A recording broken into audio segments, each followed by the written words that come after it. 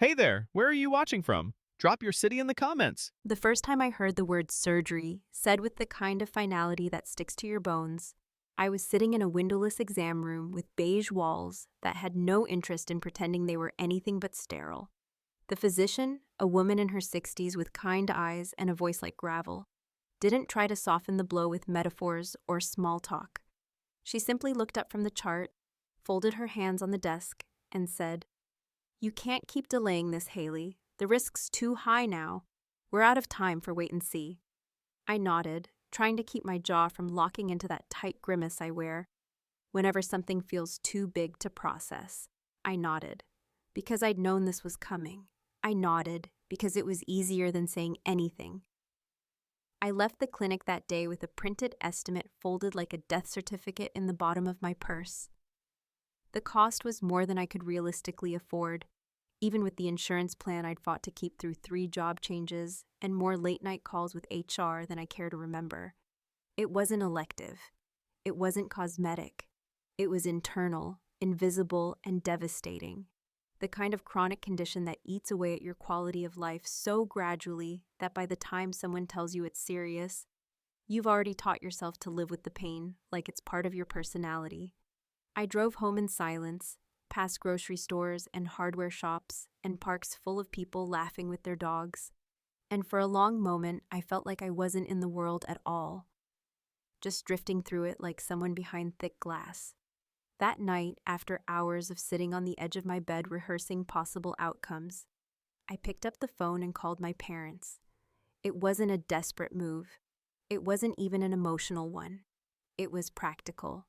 They'd always been the backup plan, not because they had ever made me feel particularly safe, but because it had been drilled into me from a young age that family comes through when no one else does.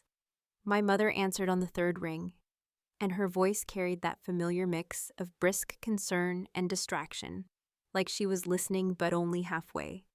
I explained the situation, the surgery, the cost, the timeline. I told her I was trying to figure it out, that I'd been saving but not enough, that I didn't want to ask but I had to know. Could they help? There was a pause, not long enough to be thoughtful, just long enough to let the distance set in. And then she said it. "Oh, honey, we just can't help right now. No hesitation, no heartbreak, no follow-up. Just a crisp, sanitized no, like I'd asked to borrow the beach house for the weekend instead of asking for a lifeline." She went on. Something about how things were tight, about unexpected expenses. And we've been meaning to get the driveway redone. I barely heard the rest. My pulse was loud in my ears. My throat felt too tight to speak. I said, "Okay," because that's what I've always done. Said okay when I wanted to scream. And then came the kicker, the part that would play on loop in my head for days to come. "Have you thought about crowdfunding?" she added, in that too casual tone people use when they want to sound helpful without doing anything. "That's what people do now, right? Just put it online. You might be surprised how generous strangers can be." I ended the call soon after that. I didn't say anything cruel. I didn't cry. I just hung up, set the phone down, and stared at the ceiling for a long time, trying to decide if this was the part where I finally gave up on believing they'd ever see me. I thought about every Christmas where Kyle got exactly what he asked for, while I was handed practical gifts wrapped in guilt. I thought about how they paid for his car, his wedding, his mortgage deposit, and told me to be proud of your independence when I asked for a loan to cover my student loans. And still, I had clung to the hope, foolish, fragile hope, that when it really mattered, when my body was the thing on the line, they would finally show up. They didn't. And a week later, while I was sitting in the cramped waiting room of an urgent care clinic trying to get a refill to hold me over, I opened Instagram to distract myself from the pain. That's when I saw it. A wide-angle shot of my brother Kyle, standing shirtless on the deck of a yacht with a pair of mirrored sunglasses and a beer in hand. My parents stood beside him, both wearing white linen, both smiling with the kind of joy you can only afford when you've decided to forget what, or who, it cost. The caption read, "A dream come true for our boy. Couldn't be prouder. Welcome to the good life, Captain Kyle." I didn't blink. I didn't gasp. I didn't cry. I just closed the app, opened my contact list, and began blocking every single number that shared my last name, because I finally understood something that night. They hadn't just chosen not to help me. They had chosen what mattered more. And it wasn't me. I didn't block them out of spite. I didn't do it as some dramatic flourish of revenge or as a way to shock them into guilt. I did it because in that moment, sitting under fluorescent lighting, skin cold against the thin paper gown of a clinic chair, I realized that continuing to let them have access to me, to my time, my thoughts, my photos, my life, was costing me something that, at that point, had already been stripped raw. It was costing me my sanity, not in some melodramatic, headline-worthy way, but in that quiet, bone-deep way that seeps into your body over years of being dismissed by people who only respond to the version of you that makes them feel comfortable. I opened the contact list, scrolled through the names that had once meant safety, Mom, Dad, Kyle, and pressed that little block button one by one. Then I did the same on Instagram, Facebook, even LinkedIn. It took less than 10 minutes to erase them from my digital life, and somehow that felt more real than any fight we'd ever had. The next morning, I woke up to 3 missed calls from an unknown number and 2 voicemails. One was from my mother, her voice heavy with faux concern, asking, "Haley, is everything okay? Your father says your messages aren't going through. Are you having phone issues?" The second was shorter, a little sharper, clearly recorded after the first attempt didn't get a response. "Haley, if this is about that call last week, I think you're blowing things out of proportion. We never said we wouldn't help. We just said we needed time. And besides, you're always so independent. We thought you'd want to handle it your own way. Let us know when you're done being dramatic." I listened to them both while brushing my teeth, and then I deleted them without saving. There was no fury in my chest, no sadness, just clarity. I didn't need more time to convince myself of what I already knew. They had always seen my independence as a convenience for them, not a strength for me. They liked me better when I didn't ask for anything, when I was the quiet daughter who figured things out and didn't make demands. The one who was self-sufficient not because they helped me grow that way, but because I had to be. That day I made a decision. I would not set up a GoFundMe, not because I was too proud. I wasn't.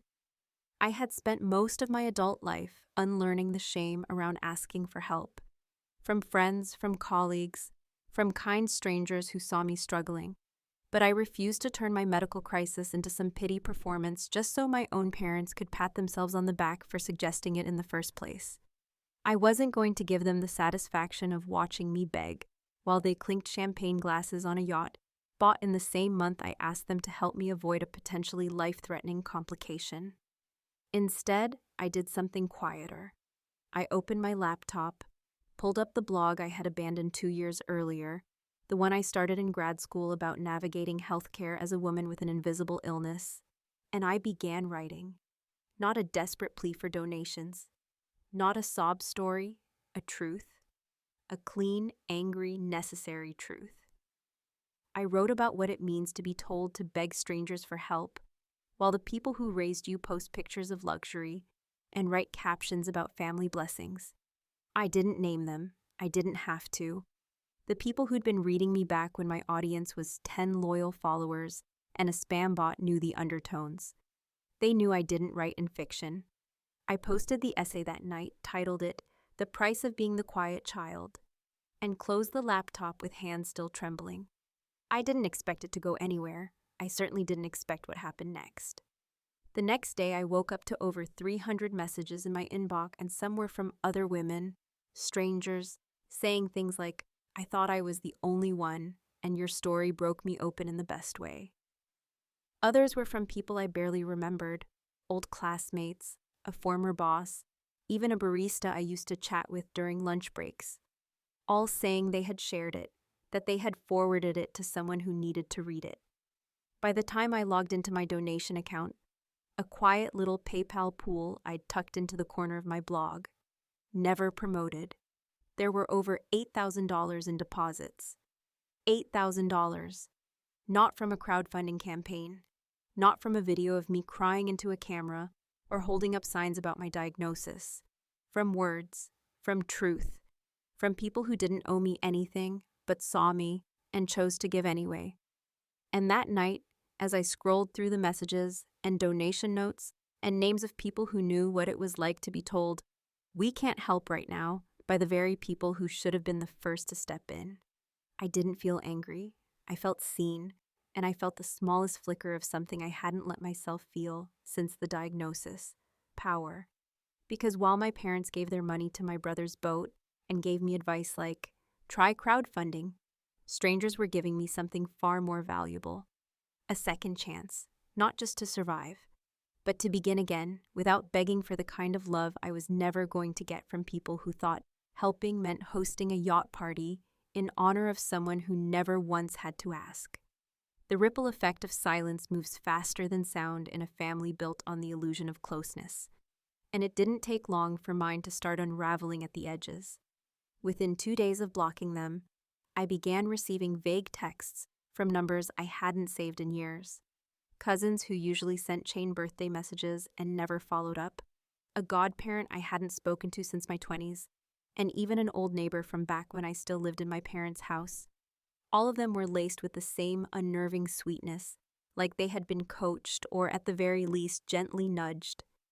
"Hey, just checking in. Haven't heard from you. Hope all is well." Or, "Your mom's a little worried. Said she hasn't been able to get in touch. Hope nothing's wrong." Not a single one of them asked how I was feeling. Not one mentioned the word surgery. They didn't even pretend to be curious about what could have led me to shut the door. That was when I understood that they weren't reaching out for me. They were reaching out to preserve a narrative, my mother's narrative. The quiet one is having a tantrum. The difficult daughter is overreacting. She always was a little dramatic, wasn't she? That's how it always played out.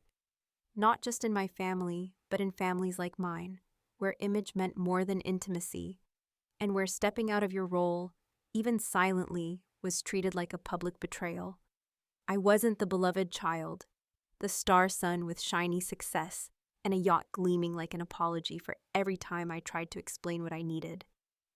I was the quiet one, the convenient one, the invisible scaffold holding everyone else's storyline together.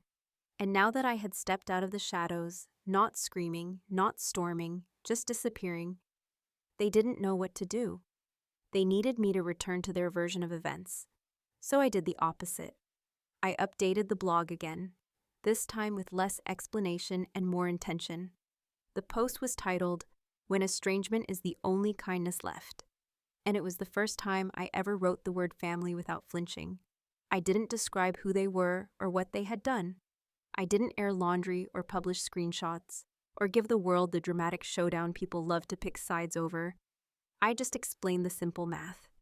If loving someone always costs you your health, your peace, and your dignity, then it's not love, it's currency. And I was done paying. The post didn't go viral the way the first one had, but something better happened. It got quiet. The text slowed, the messages stopped. Even the passive-aggressive "just thinking of you" emails vanished. And into that silence, something new crept in. Support that wasn't transactional.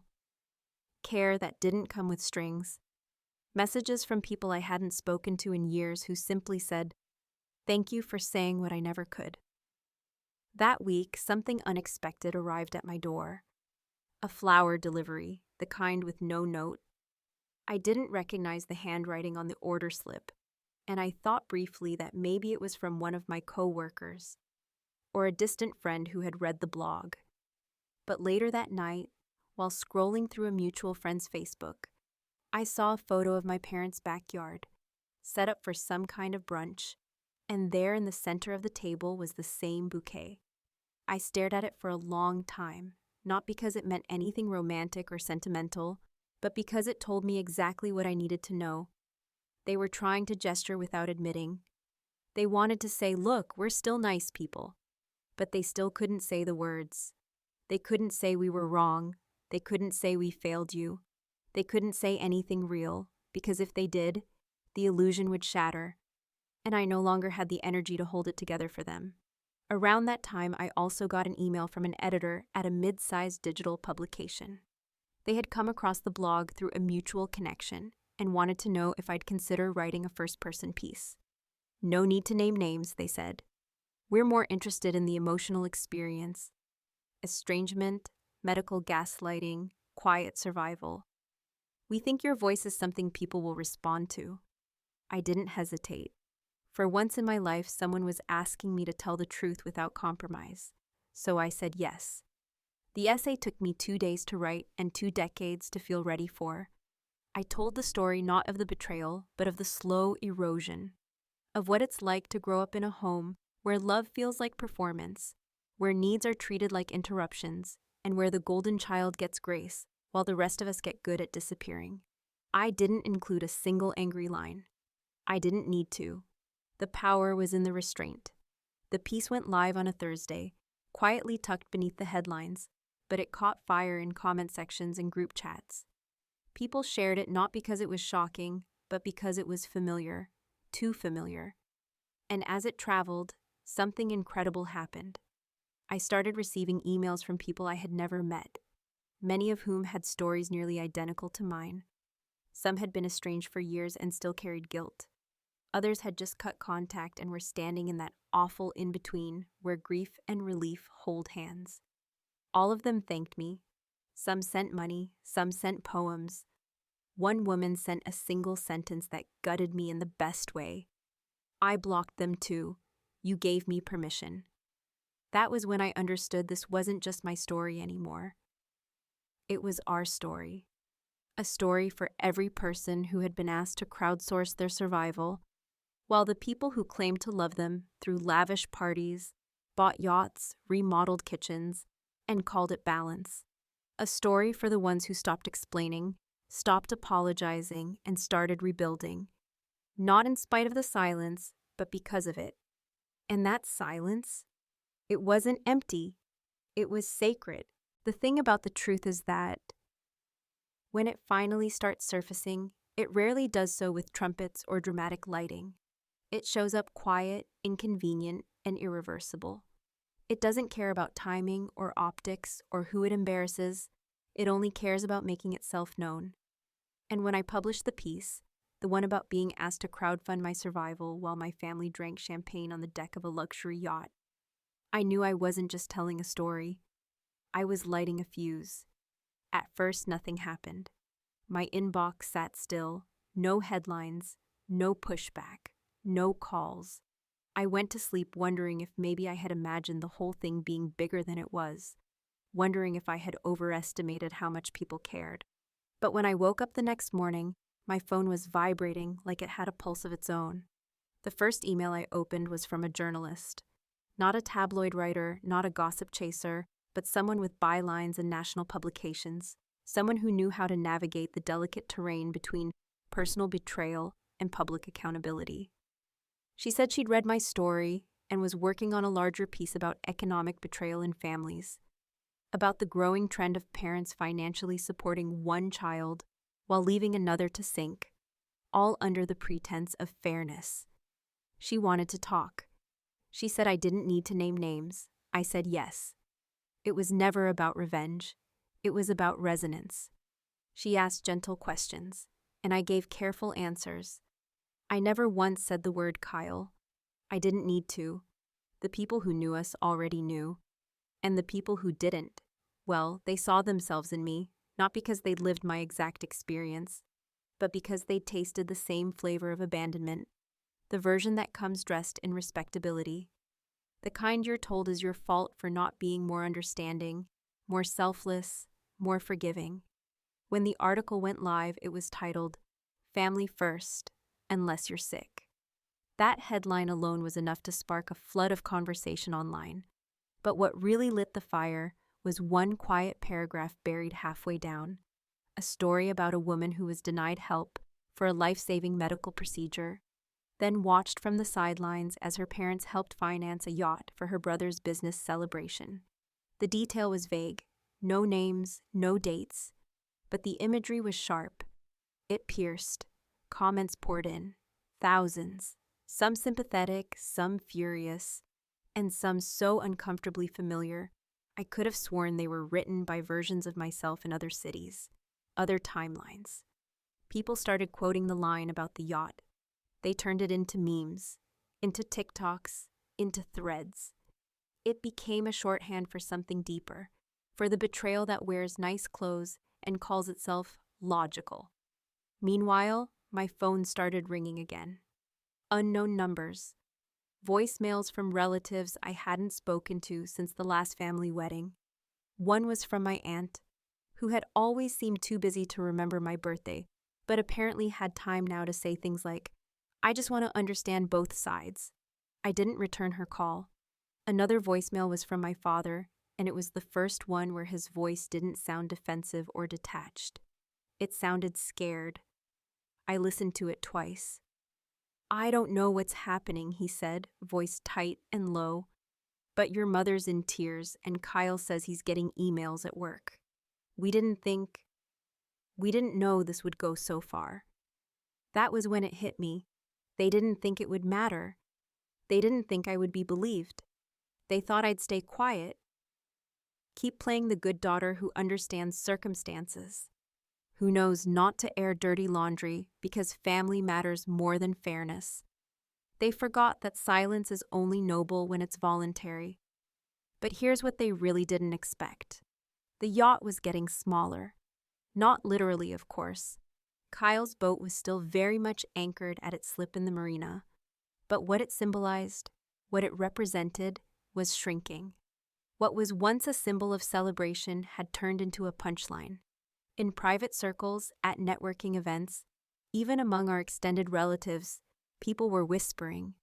The phrase "that yacht" started popping up in casual conversation, and not as a compliment. Kyle, ever the confident golden boy, did what men like him always do when their status is threatened. He denied, deflected, and doubled down. He posted a vague statement about miscommunication and family challenges, framed it all as a personal misunderstanding blown out of proportion. But by then, the damage was done. His company released a formal statement saying they were investigating recent reports and reviewing our values as a brand. He didn't lose his job, not yet. But his name started disappearing from the leadership page. Calls weren't returned. Meetings were rescheduled. Influence, it turns out, is fragile when built on false narratives. As for me, I was still recovering. The surgery was scheduled, fully paid for by donations from strangers who had no obligation to care but did anyway. It was humbling in the most profound way, not just because of the generosity, but because of the quiet notes that accompanied the payments. "This is for the daughter I wasn't," one said. "This is for the son I had to block," read another. Every dollar came with a story, and every story felt like a mirror I'd been afraid to look into. I never once responded to the calls. I never sent a rebuttal. I didn't have to. The truth was doing its job. And in the silence that followed, not cold, not cruel, just final, I found something I hadn't expected. Peace. Not the kind that comes from forgiveness, but the kind that comes from finally choosing yourself. No explanation, no apology, just a deep, steady breath, and the knowledge that sometimes the only way to heal is to let the illusion drown, even if it goes down with a very expensive boat. The final unraveling didn't come with fireworks or screaming voicemails or late-night doorstep apologies, drenched in tears and regret like you'd expect in a dramatic family movie. It came, as most final things do in real life, with silence followed by a soft and desperate clatter, like the sound of something fragile slipping out of someone's hands too late to be caught.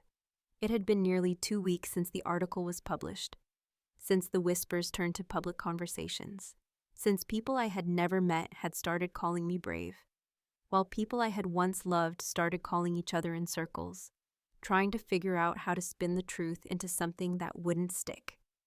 I had gotten through the surgery by then, thanks to the thousands of people who contributed in ways big and small, some with money, some with food deliveries, some just by sending messages that reminded me I was not crazy, not bitter, not wrong for needing what I needed, and refusing to be ashamed of asking. Recovery was not easy, not just because of the pain or the fatigue or the strange emotional dip that tends to hit you after the high of surviving something wears off, but because I had to relearn how to live without the familiar ache of being quietly disappointed. I hadn't realized how much space that ache took up inside me, how used to it I had become, how it had shaped the way I moved through the world. Always braced, always waiting for the people who should have been there to prove they wouldn't be. And yet, for the first time, I felt steady. Then the letters started showing up. Not emails, not texts, not comments. Letters, handwritten, sealed in envelopes with real stamps, like something out of another decade. The first was from my father, and I almost didn't open it, but curiosity won. His handwriting hadn't changed in 20 years. Still slanted, still sharp in the corners like he was trying to make the pen obey. The letter started without a greeting. No, dear Haley, no, I hope this finds you well. Just a flat opening. We didn't realize you felt this way. That sentence sat on the page like a lie carved into granite. Impossible to erase, infuriating to read. The rest of the letter was full of the kind of explanations that aren't quite apologies. Things like, we've always done our best, and it was never our intention to hurt you, and your brother has always needed more support. As if those justifications could somehow reshape the last decade of dismissals, the last 20 years of being treated like the backup plan, the afterthought, the family member they only acknowledged when they needed to brag about how resilient I was. I put the letter in the drawer with the medical bills I no longer owed. The next letter was from my mother. Her tone was softer, more pleading, but no more honest. She wrote about being hurt, about feeling blindsided, about the public shame they were enduring. She referenced my blog, the article, even the phrase, the yacht, like it had become a ghost she couldn't stop bumping into. She didn't deny the facts. How could she? They were out there now, too widely known to be dismissed. But she questioned my motives, my method, and ended with a line that made me put the paper down mid-sentence. You've always been so sensitive, Haley.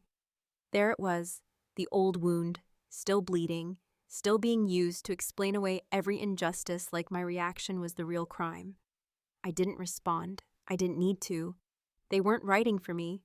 They were writing to cleanse their conscience, to throw some water on the fire while hoping I'd be too tired to notice the gasoline they'd poured for years. And just when I thought it might finally go quiet, I got one last surprise. Kyle reached out. Not directly, of course. He sent a message through one of our mutual friends from high school, someone I hadn't spoken to in years, but who apparently still got invited to his barbecues. The message was simple. Kyle says he's sorry things got so out of hand, and he hopes you'll consider talking one-on-one. He wants to make things right. I laughed when I read it, not because it was funny, but because it was so predictably him, acting like the story had spun out of control on its own, like it was some weather pattern neither of us could have prevented, instead of the precise consequence of choices he made, and consequences I had been forced to live with. He wanted a conversation now, after years of being worshipped while I was handed silence. He wanted forgiveness now, after years of being defended while I was being ignored. I didn't reply to the message. Instead, I sent a short note to the journalist who had first interviewed me, not to escalate anything, not to stir more chaos, but to say thank you. She had given me a platform that didn't require me to scream to be heard. And I told her something I had only just figured out for myself, that when people start to panic over your silence, it means your absence has finally become louder than your presence ever was. The final piece of closure came not from them, but from the world they tried to keep me invisible in. My blog was now a permanent column on a wellness site with a readership in the hundreds of thousands. I'd been asked to speak on 2 panels, one about financial trauma in families, and the other about medical equity. And the book deal came in the form of a 3-page proposal request from an agent who said, "Your voice is the one people have been waiting to hear." So I wrote, not to retaliate, not to hurt, but to reclaim. The final chapter was titled, "They'll Call It Overreaction Until You Stop Answering." And the dedication was as quiet as it was true. To everyone who waited too long to be seen, then walked out on their own terms. Because in the end, I didn't need them to understand what they did. I only needed them to realize I wasn't waiting anymore. And now they were the ones waiting, in silence, still blocked.